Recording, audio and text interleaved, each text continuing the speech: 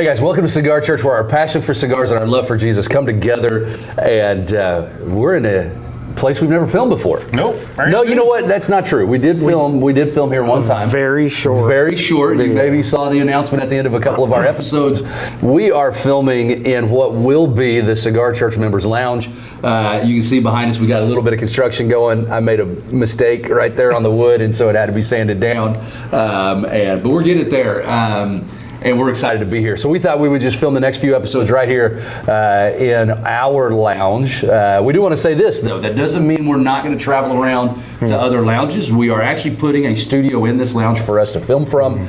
So you'll see that in the coming months. But we still want to travel and all that. We just needed a place that when we needed to film without having, a scheduled place to film, we could. And what we're not telling anybody is that Steve lives right across the street from here. We're not telling anybody at all except for you guys. And so it's easy for us to get to. It's easy to come and film at, and yeah, it's a good time. So, how you guys doing today? Good. I'm doing good. Top of the morning to you. Top of the morning to you. We are all wearing green because this is our St. Patty's Day episode. I'm excited because the only reason we're doing this episode because I bought this hat. Yeah, that's really the reason. I needed an excuse to wear this hat. We were talking about it. I got my St. Patty's Day Astros hat on, and I made these guys wear green so that we could talk about St. Patty. And we're also all smoking green cigars. All of us have something Candela in our cigar. Yep. So let's jump into it, gentlemen. What are we smoking today? And do you guys just want to do this at the same time? You said they're smoking the same cigar. So I had it first, but I will give it to him. He did. What do you got? Jake White, lucid interval, Candela wrapper, Dominican binder, and Dominican tobaccos. Maybe we spoke on the episode before. Yeah. At least one of us. I think I've smoked one on the episode. But that's a wonderful cigar. Yeah, kind of a buttery Candela. It's a little different. It is a little different than a regular Candela. Yeah, I'm not a fan of Candela. But that one and what was the other one? Espinosa. Wasabi. That wasabi. Yeah. That was a great Candela, and so yeah, that's a wonderful cigar. Well, it's like I said. I told you before we actually started airing. The thing about these is this is something that it's a nice change of pace. It's something that's nice every once in a while, but I'm not sure I could do this as a daily. I don't think. I think I'd get tired of it really quick. It's real mild. Yeah. I'm smoking the Alec Bradley Filthy Hooligan. It's got a Candela barber pole on it with Nicaraguan jalapa, and it is filled. I had to look it up. It is Sumatra binder and a Panamanian. That's a mouthful. Panamanian filler, and it's a good cigar. We were in that same conversation before we started filming. I made the comment I haven't smoked an Alec Bradley in years. And this is actually about a 2-year-old cigar. I picked it up a number of years ago, and I just hadn't smoked it because I hadn't been drawn to Alec Bradley. I'll smoke a Magic Toast every once in a while. Yeah. And this is part of their Black Market line, and that Black Market cigar is a pretty good cigar, and it's a budget-friendly cigar as well. So anyways, going back to it, just kind of, I haven't had Alec Bradley in a long time, but I'm really enjoying it. The thing with it, though, and probably the reason I'm enjoying it, is that Candela isn't coming through near as much. That Panamanian filler and all that just is overpowering that Candela, which is good. It's just mostly there for I think just the look. Got the green for St. Patty's Day. So we are here just celebrating St. Patty's, and so we just want to talk to you a little bit about who St. Patty was. St. Patrick. Does anybody? His sister Patty. But the whole story of St. Patrick is crazy. And if you don't know it, this is okay. Confession time. We ready? I am like a 16th Irish or something like that, so I feel like I should know more about St. Patrick, but I don't. And I mean, it's one of those deals where it's just like you should probably be a Boston fan. So why'd you have to go there? You brought it up.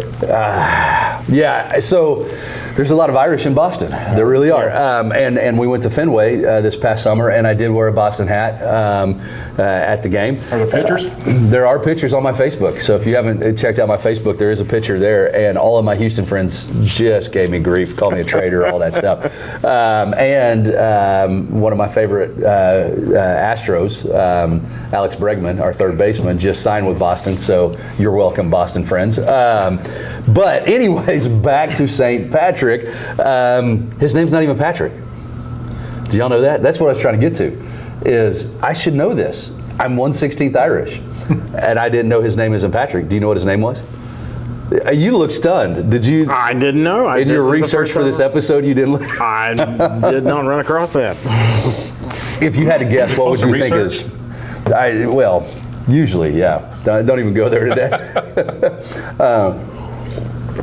Steve over here is trying to reference the fact that we've been busy getting this place going, doing 100 other things, and we're a little bit winging it this morning. That's one of the reasons we have not did our top 25 video that we promised. Yeah, that's opening this lounge is more important to us than getting that top 25 out. That top 25 is important, but opening the lounge, I think, is a little bit more important. It's taking a lot of time. It's taking a lot of time. But back to St. Patrick, you guys. Back to St. Patrick. His real name is Maewyn Suckett. Anybody want to say it? It doesn't roll off the tongue just quite as well. It's St. Suckett Day. It would really suck to have that last name growing up. Any other puns? So St. Patrick, or Maewyn Suckett, was born in about 385 AD. And what's really interesting, he was born in Ireland, and he was sold into slavery. And he spent a number of years as a slave. But what was really interesting about, and why we want to talk about him, is because he wasn't just, like, I don't know about you guys, if I was sold into slavery, I would have the absolute worst attitude. I would have a hard time being okay with that with God. And oftentimes, when we have something bad happen in our lives, we blame God, we shake our fist at God, we yell at God and go, why would you allow that to happen to me? What's really interesting in St. Patrick's story is those years that he was in slavery actually drew him closer to God. Mm-hmm. And we see this time and time again in the Bible. You look at guys like Daniel, and you look at, when people are far from the perfect situation, those are the times that they're really drawn into God. And that's what the story of St. Patrick. So, and I think it was like 6 years or something like that. He was in slavery, and then during that time, he says that he sees a vision from God calling him to go back to Ireland and be a missionary to the same people basically that sold him into slavery. And that's, to me, that is a crazy story. I mean, piggyback off that real quick. Is that safe to say? People always ask, why did these bad things happen to people? Mm-hmm, mm-hmm. And if some of them don't, you feel like you don't need God. So you're not drawn towards Him. Mm-hmm. So that's an incredible point to bring up, because so often when life is going good and when you got a lot of zeros in that bank account, behind, I've got a lot of zeros in mine, but there's nothing in front of those zeros. A point. It's a point. exactly. But when things are going well, when you're driving nice cars, you got good clothes, all your business things are working out for you, and all this. You get comfortable. Yeah. I did that. That's me. I don't need anybody. I'm a self-made man. And all those things. And those are fine things, but too often they replace our need for God. And yes, I think a lot of times when you find yourself in the lowest of the low point is when you're like, okay, I've got nothing left. If you're a slave, you have nothing. Right. The only thing you have is the ability to cry out to God for mercy. Think about, we're all old enough when 9/11 happened. There wasn't an empty church in America that next Sunday. And it took that massive of a hit to our patriotic pride, to who we are, our identity as a nation, for thousands and thousands of people to go, you know what, I need to be in church because I need to know what God says about this. And so you're absolutely right, and that probably was a massive factor. Yeah. in St. Patty doing what he did. Which to me it's kind of interesting because you have all of these stories of like legend of St. Patrick and what he did. And one of the things that I remember as a kid when I would hear about St. Patrick, one of the things they said that he did was he drove all the snakes out of Ireland. Because we were talking about an island that that he drove. I'm like, how do you get every single snake off of an island? But here's where that legend comes from.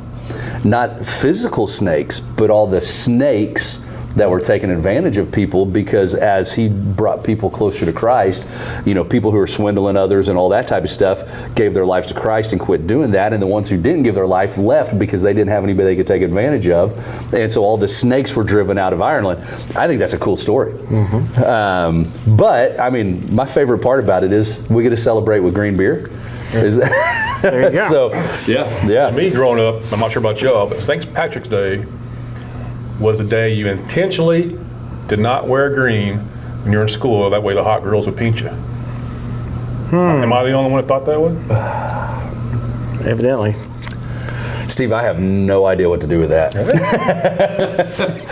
No, I do not like being pinched, and so there was days where, like, don't you do it? I got green on.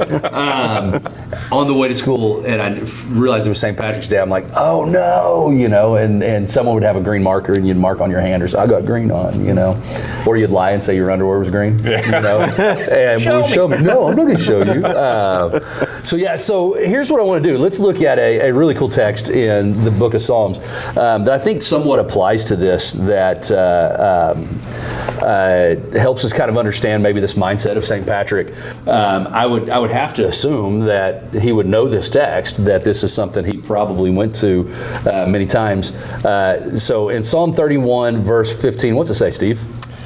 It says, "My times are in your hand. Rescue me from the hand of my enemies and from my persecutors." My times are in your hands. Do we really believe that?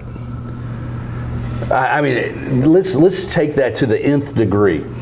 When we talk about my times are in your hands, or my life is in your hands, my years are in your hands, however you want to put that, or however your translation says it, do we really believe that my life is in the hand of God?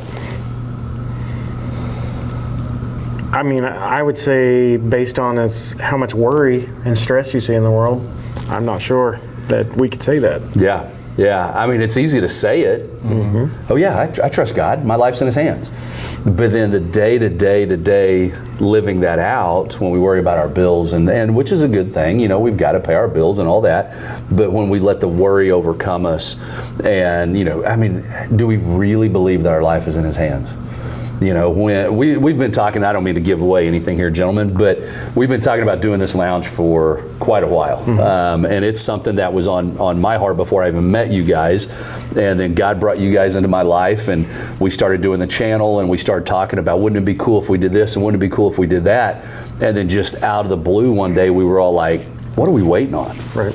And yeah, it's a big responsibility, and there's money involved, and there's, business, stuff that it's like, we got to get this right with the state of Oklahoma, and we got to get this right with the feds, and all this kind of stuff. And in the midst of all of it, I don't know about you guys, but I've had just incredible peace about it. Yeah. I mean, there's so much. That's why we know we're doing it for the right reason. Exactly. And when we know that our life is in God's hands, there is peace that comes from that. And so maybe, like you said a second ago, maybe sometimes that those low times in life, the struggles, the difficult times, are to teach us exactly that, that there is peace to be found outside of what we control. What are your thoughts on that, guys? That's a tough one. Well, it is, but I mean, it's kind of a no-brainer when you think about the idea, because saying, I trust that God has my back is, we can say that, but when we really think about, like we were talking about, when the rubber hits, when the rubber meets the road, and you're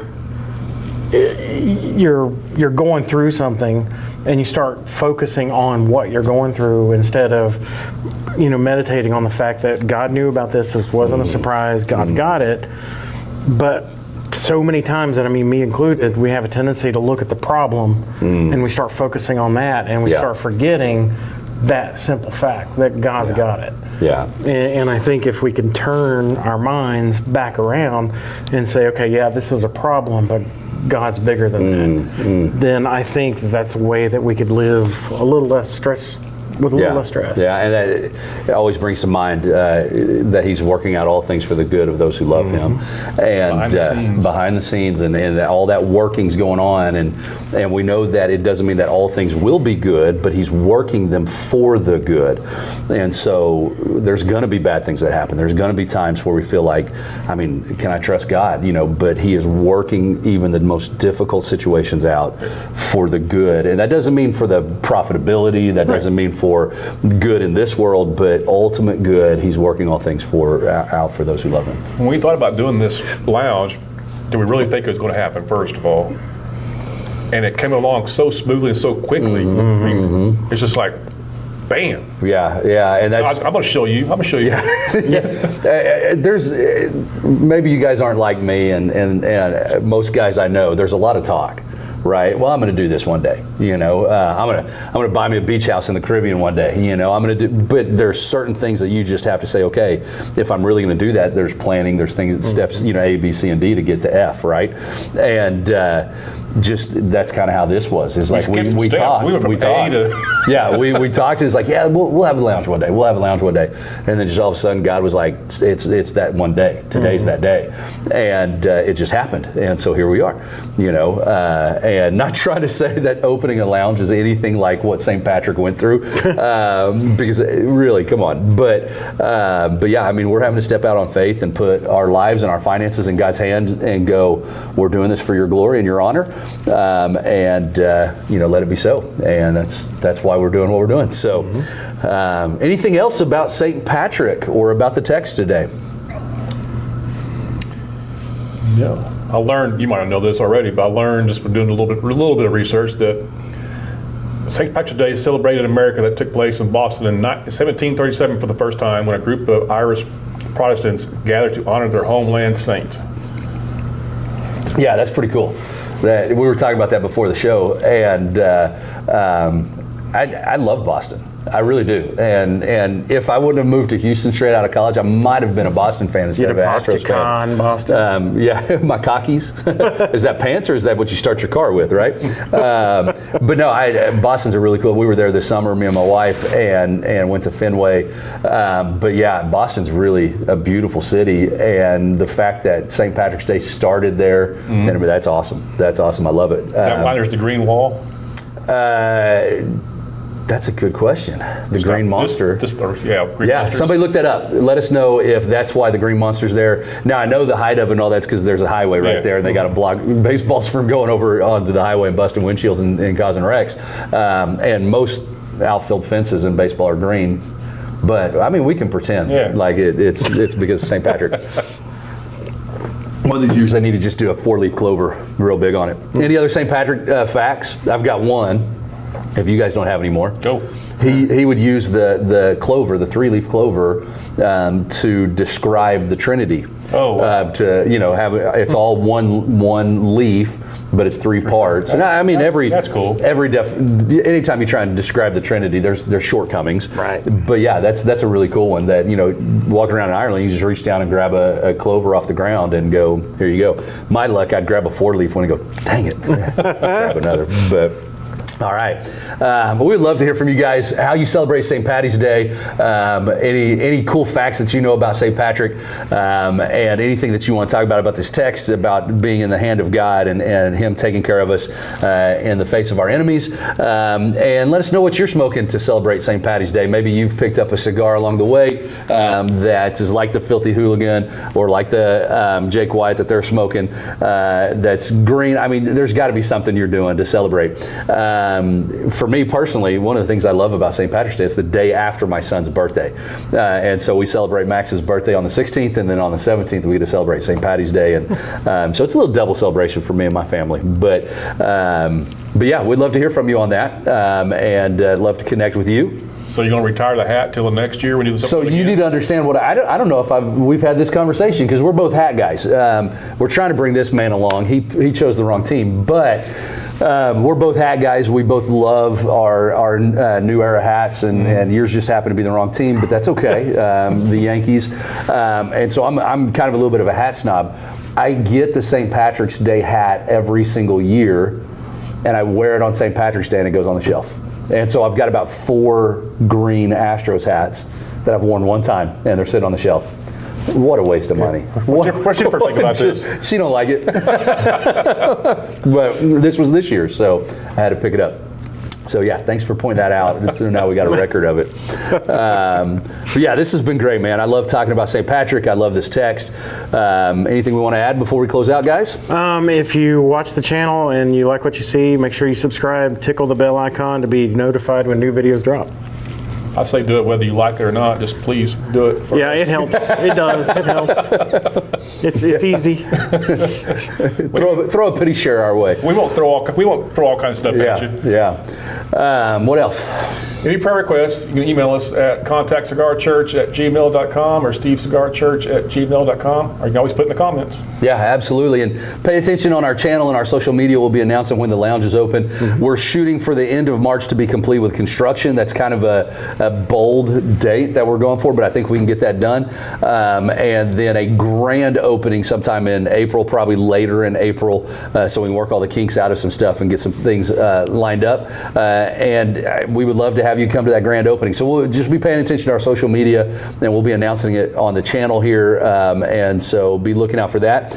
Also, if you're in the industry, you're going to see our smiling faces at the PCA trade show in April in New Orleans. We're going to be down to Nolans. How do you say it? Is it Nolans or is it New Orleans or is it New Orleans? You never say New Orleans. Really? Yeah, they don't like that. I've only been there. I've been there twice, and I just don't say it while I'm down there because I'm too busy eating all kinds of good food. But we'll be down in Nolans or New Orleans or however you want to say it for PCA Trade Show. And so look us up. We're going to be scheduling some of those interviews so that we can bring some great content to you guys of stuff that's coming out in the industry here in this next year. I think that's it, gentlemen. How are the cigars smoking? Yeah, it's good. Yeah. Who smoked it the furthest down? I mean, you're smoking the exact same cigar. You're about at the same It point. got better. At first, I was kind of get too into it, but it got a lot better. Good. It opened up. Alec Bradley, you did good with the Filthy Hooligan. I'll smoke another one. But as always, smoke a fine cigar to the glory of God. We will see you next week.